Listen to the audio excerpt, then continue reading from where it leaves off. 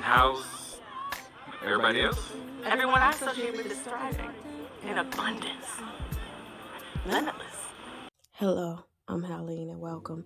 I'm here to react to Love and Marriage Huntsville Season 4, Episode 11, Mission Impossible, Road to Etowah. I'm going to get into it, but I have been notably absent from putting my thoughts on the record for previous episodes, and it's a myriad of reasons why. But I'm back, so let's get into it. It opens up with Tiffany Lou at the house, waiting for her apparently adoptive parents to come past. She want to run it back past them, that she's going to look for her father, biological father. And they have the conversation, the sentimental conversation about her upbringing and what motivated her to go look for her father. Her adopted mother sound Creole or Cajun or something like that. Marcel Tisha go down there to see Wanda's new food truck. The food truck looked dilapidated. And Marcel is like, we finna throw this money down the toilet if we giving it to Wanda. Wanda up here gushing about what she finna do to the truck. And the guy says this is about to be $40,000 to upgrade everything. And Marcel like, this isn't lending. This isn't giving. This is just bad investment. And so Tisha like, we're going to give it to her. Conversation come back, and Marceau is like, if you could start up this truck, we'll give you the money right now. Wanda was like, stop all of that. I need this money. Stop playing with me. And she left the truck. Then Tisha and Marcel get in a conversation about what type of investment is this into Wanda. And then they go into the risk of investing in Wanda. And Tisha is like, it's no different from the risk of investing in Martell, a person who tried to destroy our marriage. And then Marceau said, well, Wanda tried to do the same thing. And Tisha said, this is all based on the original person, the hopes, who even started all these rumors. So it all go back to Martell to begin with. So it's not the same thing. We're going to invest in her because we got the money to do it. Ultimately, Marcel say it ain't a sound decision to do this. We, based on what we've seen so far, it's just blindly giving her money at this point. So if you're going to force me to make a decision, I'm not investing. Melody and Tiffany on a road trip to find a daddy. And on the way, they have a conversation about what they might expect as far as information, how the place that had her original records burned down, so they might find some at a news station, and what that all means for her in her life. And then the conversation turns into the baby and her wanting this baby, and how Lewis says she ain't got time for her baby. And Melody's like, you better listen to him. And then the conversation continues, and Melody ultimately falls asleep on Tiffany. It just dawned on me. It's spelled Etowah, but it is Utah. Okay. So they slide on Miss Barbara down at the newspaper, and you could tell she taken aback by Melody's extraness. So anyway, they asked for information concerning the year that she was born in her mother's name, and they showed her to some books, volumes of books of that year. And Miss Barbara looked like she wanted to escape scene. I ain't signed up for all this. I'm from Utah, Alabama. Long and short of this scavenger hunt for information is they realized that once integration happened, that the school records would have been separate because all the white people pulled their children out of the public school and put them in private school, thus resegregating themselves. And so the records would have been with somebody who was in charge of that school, I guess Warrior Academy.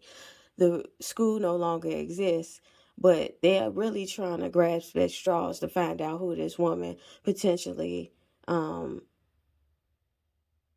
had sex with or fathered her baby. But it's unlikely they're going to find him, because it wasn't like it was public all that much, because that was grounds for them to unreasonably take his life. So they leave out the records office, the newspaper, and see a random man across the street in front of a barbershop black guy, and he is so much explains that I know that woman that is your mother. She used to kick it over with the black guys. When I met her, she was already pregnant. And so Tiffany is like, now I'm confused because they said when she got pregnant, they sent her away because they didn't want her to have the baby in that area. Melody made it a point to get the man to explain that it wasn't no lynchings around that time. It do seem like a out of time, the 80s. I guess it may have been. I ain't put nothing past nobody. They probably was stringing up black folks, but he said he ain't heard nothing about nobody getting strung up behind no pregnant white woman around 87. And so they go off and talk while they're driving. So we down to this tasting event where Miss Wanda got her whole family down here to taste what would be on the food truck to try to convince Marcel to invest in her food truck. While they down there, they introducing family and all of that. Everything's home and good. So Tisha brother, T-Man, has his girlfriend, and he introduced his girlfriend to his cousin, and right on the spot of introducing his girlfriend to his cousin, he tell his cousin that his girlfriend is pregnant right then and there. And she like really caught off guard, like, I didn't want you to do that. And I kind of agree with her, like, that should have been a conversation at least before you went there. But anyway, he like, they gonna eventually find out. I'm sorry, but that's what's that. So then it gets back to the event. So Tisha saw T-Mac or T-Man, whatever they call him, outside with the girl, and she came back over there like, what was going on? Why you had to go outside? And he explained everything to her, like, I told Cuzzo that she was pregnant, and I know I jumped out the window right after my divorce to get her pregnant so soon. He's like, how far along is she? Not that far along. Say, you kind of do want to keep that under wraps until you can kind of know more. Then Tisha was like, why you ain't use no condom? He gonna say, that's the old days. What you mean, sir? How old are you to say some dumb shit like that? You might be not old enough to be having sex if you saying dumb shit like that. But anyway, Tisha was like, no, you might want to be more careful. And she went into the confessional basically saying, I kind of view him as my child because I raised him or helped raise him. And I kind of understand that. So Tisha cousin approaches her. In the background, Marcel is being approached by another one of Tisha's cousin, Bernard. And he said in the confessional, Bernard is coming something like Wanda. And he is kind of like Wanda, especially in the way he articulates himself. But anyway, he going at Marcel talking about some, you call me a Dominican.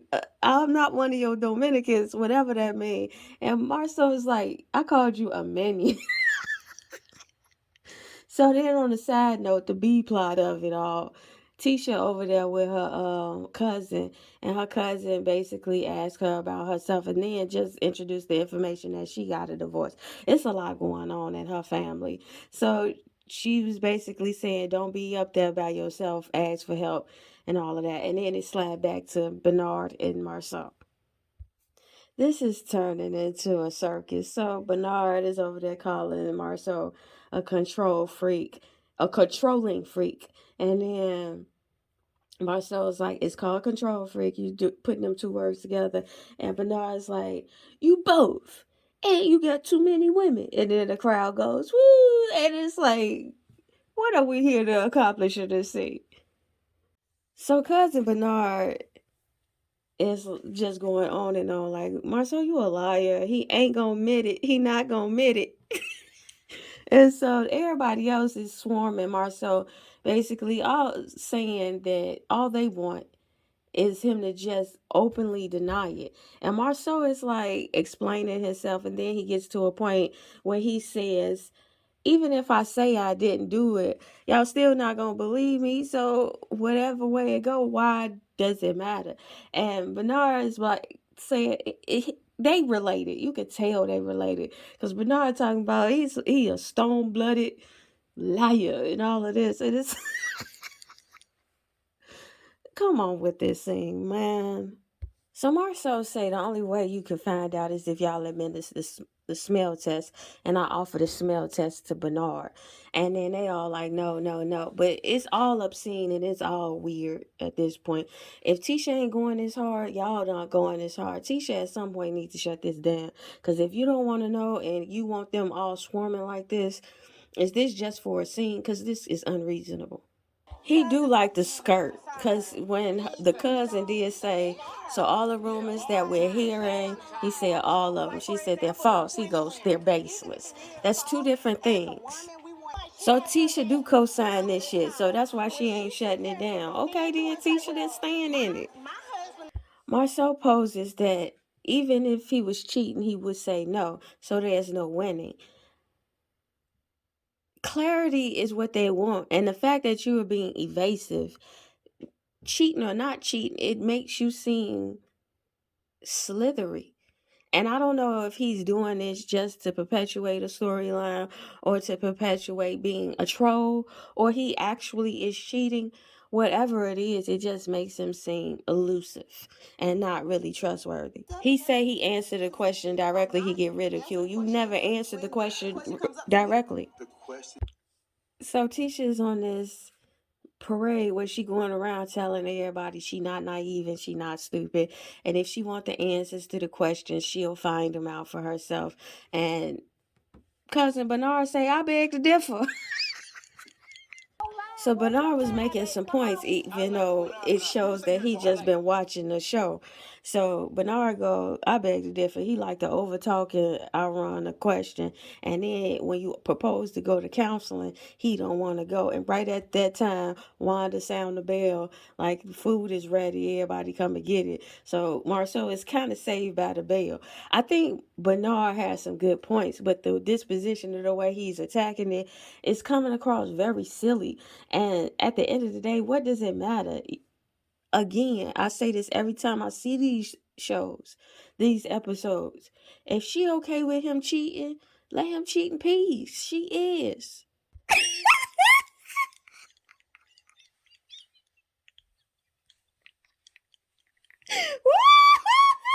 That was good. So So T-Man come over to Miss Wanda while she passing out the food to everybody, and he go over like he trying to tell Miss Wanda something like, I done leaked it out. Miss, my girl is pregnant. I told Tisha already. I done leaked it out. And Miss Wanda look at him like, you done leaked it out to me too. God damn, what is going on?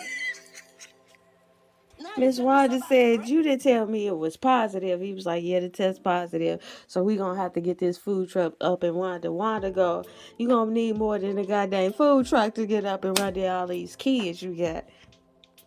So they around the table saying the food good, but they asking Marceau what he gonna do about it. And Marceau like talking around it, basically saying he ain't gonna do nothing. But Bernard was like, see y'all talking just to say no. Just say no. If you gonna do it, say yes. If you not, say no. Just say it. And I kind of respect that a little bit too. Like, come on, don't hem and haw me. You can give me the details later, but start with the answer.